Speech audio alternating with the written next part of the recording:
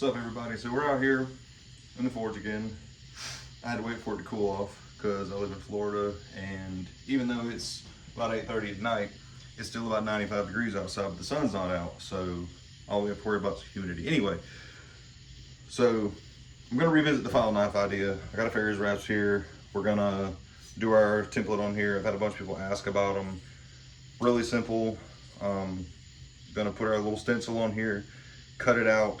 I'm gonna be redoing the heat treat on the file because the file is hardened and tempered to be a file, not a knife. So you could actually probably break this, put it over something, you can push hard enough, you can actually snap it, put it in a vise or something, hit it with a hammer, it's gonna shatter. The grain structure in files is huge, so I'm going to heat it up, re-temper it, harden it, all that stuff, do normalizing cycles and stuff to do the grain. You don't have to, but I recommend that if you're not going to do that, after you get done doing your shaping and all that stuff, I temper mine before I started doing the whole heat treat, redoing the heat treat process. I tell everyone to temper them at about 405 to 410 freedom height. I do an hour, I take it out, let it cool, and then I do about an hour and a half on the second one at 400.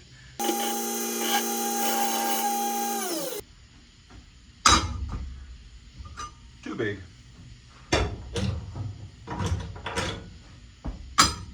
Too small. I lost my stencil, so I think I'm gonna wing it.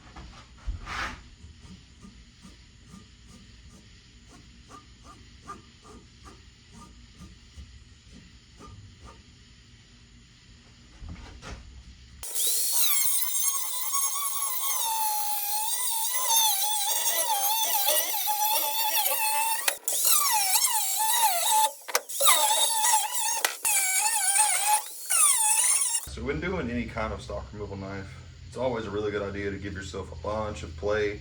So I cut to the outside of my Sharpie marks or whatever. That way, if I get into it with the grinder or I slip with the grinder or something like that, I don't cut into and have to take away from my original design. I can use my belt grinder to go to the original design or tweak it or however you want to do, because your sketch or drawing or whatever the case may be might not be comfortable in the hand, you might not like the blade shape after you get it shaped and stuff like that. So give yourself plenty of room. It's easy to take away material, it's really hard to put it back.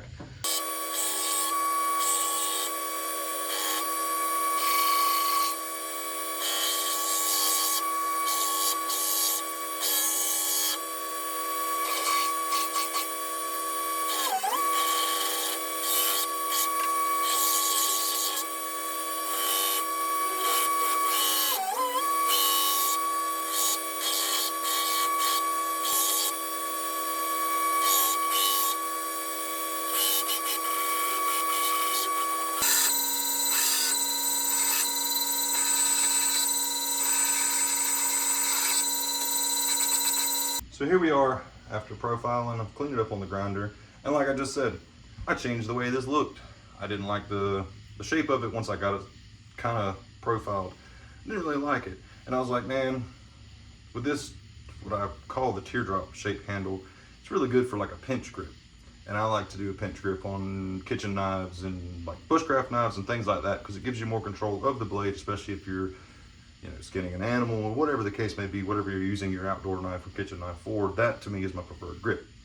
So I brought this down on the small wheel, cleaned it up, and it operates really comfortable in this hand because you got that good palm swell, and you can also do the pinch grip, which works good.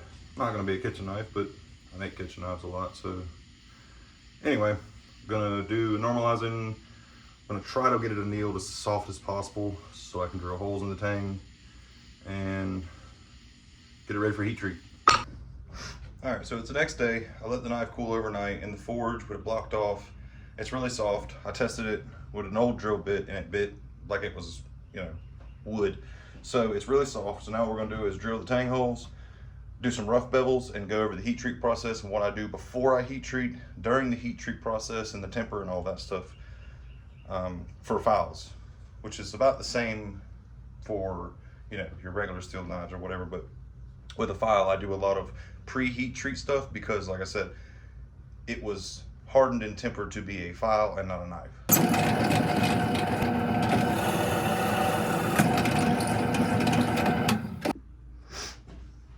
Okay, so what I've done is I've knocked down what is going to be the bevels at a pretty steep 45.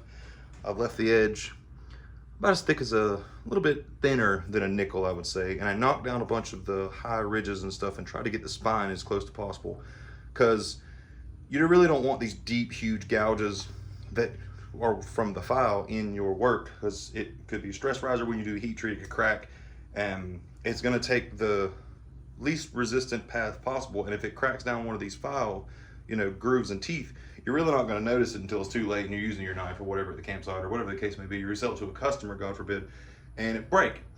There's nothing worse than someone messaged you back and go, oh, the knife I got from you was great, and then I snapped it. So that's why we're going to do our thermal cycles. I'm going to go over how to do that really briefly, and then basically get the grain structure in here to where it will operate as a knife and not a file. It will look like a file that was made into a knife, but as far as the steel, it will be what you want in a knife, a functional knife. So we're gonna let the forge get up to temperature. I'm gonna throw this thing in there, get it up to a dull red, bring it out, let it air cool, throw it back in, get it up to a little bit lower than that temperature. There's actual specifications on what it's supposed to be, but I don't have a thermocouple or anything like that to actually know what the temperature is. I do it by eye. Basically, you want to get it up to a little bit above heat treat, let it cool, a little bit below that, let it cool, a little bit below that, let it cool, do 2 or 3. Get it up to heat treat temperature, your hardening temperature. I let it soak for about 2 or 3 minutes, flipping it, and then I paint it, get an even heat, do your quench, and then with a file, I tempered these at 405 Fahrenheit for an hour, bring it out, let it cool, do it again for another hour at 400. So that's what we're gonna do now.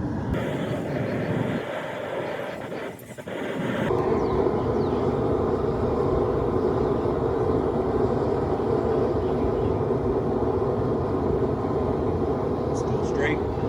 Just gonna let it air cool, let it soak, and then go in for a quench.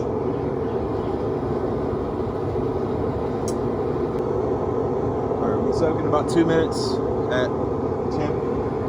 Pulling it out and painting it and stuff like that. It's got a really good even heat, so we're gonna go for a quench.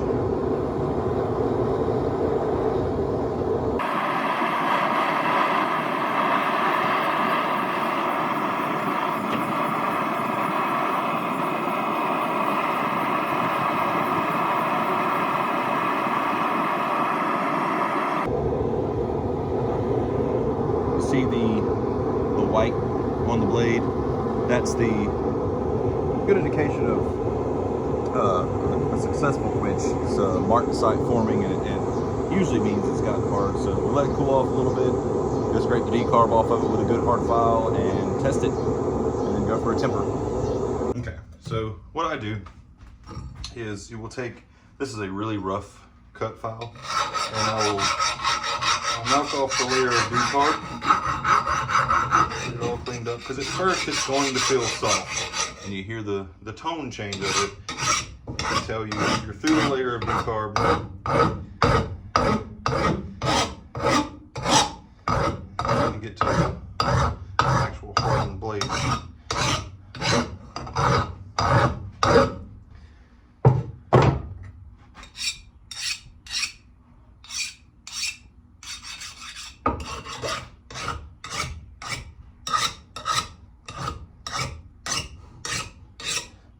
That'll about do it, because you can hear in the tip how it was biting, and then I scraped off the decarb with this rough cut file.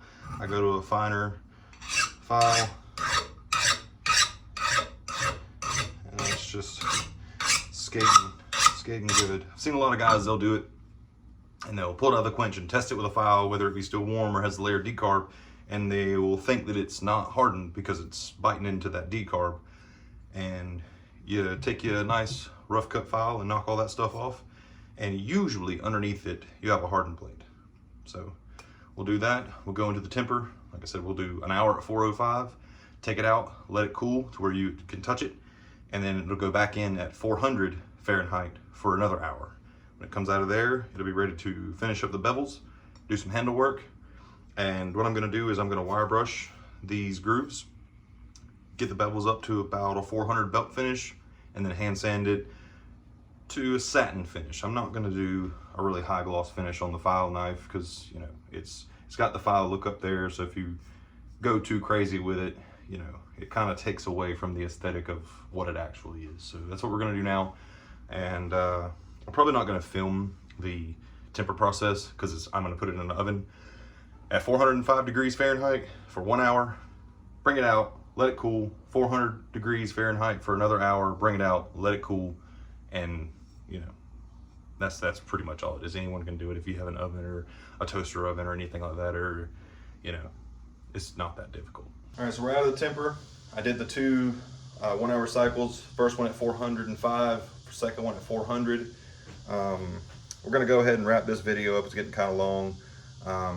I'm doing the whole in-depth explanation thing, and it makes the videos kind of long because I, you know, blabber through the whole entire thing. If you don't like that, drop a comment, let me know, or whatever. I'll do some time-lapse, just build videos where you can just see the knife being built and you don't have to listen to me try to explain a little here and there stuff. But we're doing it, you know, maybe somebody that has a question, they'll see something in it or whatever and get it picked up. But if you like what you see so far, you know, drop me a comment, shoot me a like, shoot me a dislike or whatever. Let me know what you like, what you don't like. Subscribe if you want to follow the channel. The channel's still relatively new. New to YouTube, not new to knife making, so I figured I'd give this avenue a shot, but this is what we got so far.